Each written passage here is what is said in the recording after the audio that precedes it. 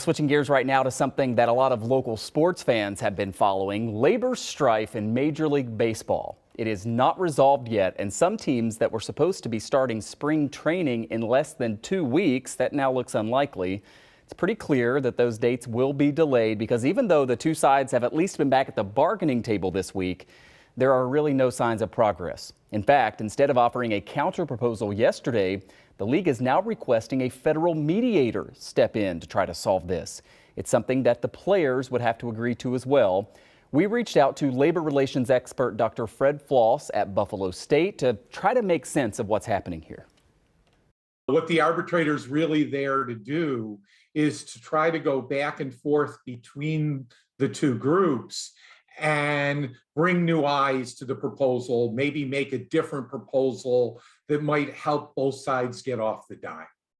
I think it's interesting that the owners, who were the ones that did the lockout, that started the whole problem, are the ones asking for the arbitrator. It's usually it would be the other side.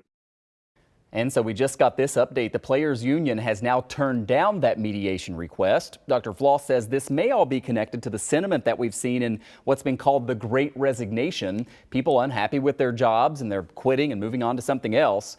One of the key sticking points here is salaries for younger players. Dr. Floss says that they're trying to assert themselves here. This isn't just in baseball, but I think it's all across the workforce. Is younger people are starting to realize that they have more power in the workforce. All sorts of folks are now starting to feel that. Baseball players are the same as everybody else. So as they're going in and using their negotiating power, they're saying, well, wait a minute, let's try to take care of this.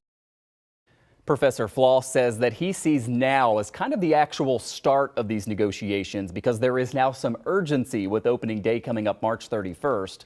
There is some concern, though, that even that might be too soon. The whole season could end up being delayed. We'll keep you posted.